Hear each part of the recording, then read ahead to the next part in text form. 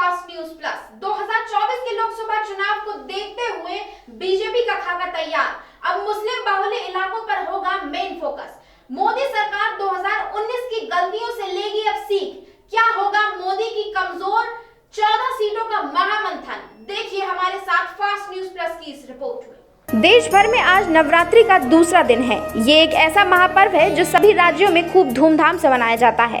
इसी मौके पर लोग मां ब्रह्मचारिणी की पूजा करते हैं। तो वहीं 2024 के लोकसभा चुनाव जैसे जैसे नजदीक आ रहे हैं, वैसे वैसे उत्तर प्रदेश समेत कई राज्यों में राजनीतिक पार्टियों ने अपनी अपनी कुर्सी की पेटी मजबूत कर ली है।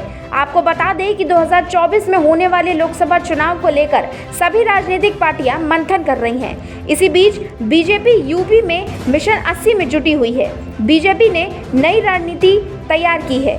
पार्टी ने पिछले लोकसभा चुनाव में हारी हुई 14 लोकसभा सीटों को लेकर इस बार खाका तैयार किया है, जिसमें अल्पसंख्यक समुदाय पर खास फोकस करने का फैसला किया गया है। दरअसल प्रधानमंत्री नरेंद्र मोदी के मन की बात पर 1 लाख किताबें उर्दू में छपवाई जाएंगी, जिन्हें मुस्लिम बहुमूल्य सीटों पर बांटा जाएगा। पार्टी कार्यकर्ता इन इलाकों में मुस्लिम स्कॉलर्स को ये किताबें देंगे ताकि वो पीएम की मन की बात का प्रचार प्रसार अपने समुदाय के लोगों में कर सके।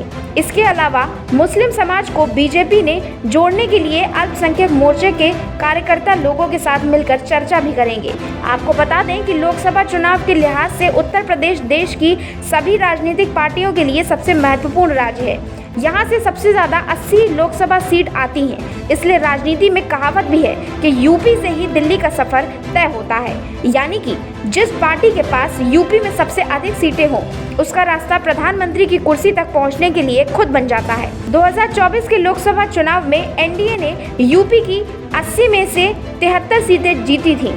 2019 के चुनाव में सपा बसपा आरएलडी गठबंधन के चलते बीजेपी का समीकरण गड़बड़ाता दिख रहा था। ऐसे में बीजेपी गठबंधन 80 लोकसभा सीटों में से 64 सीटें ही जीत सकी थी।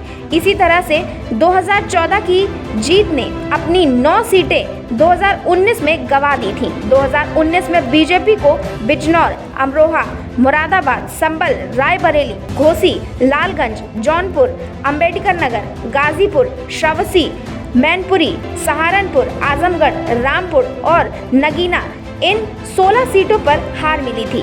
इन 16 सीटों में से 10 बसपा और 5 सपा और 1 कांग्रेस ने जीत दर्ज की थी। लेकिन बीजेपी ने उपचुनाव में आजमगढ़ और रामपुर की सीट पर जीत हासिल कर ली। इस तरह से अब बीजेपी का फोकस 14 सीटों पर है, जिसके लिए मंथन किया जा रहा है। अब देखना ये होगा कि क्या अन्य पार्टी बीजेपी को मात दे पाएंगी।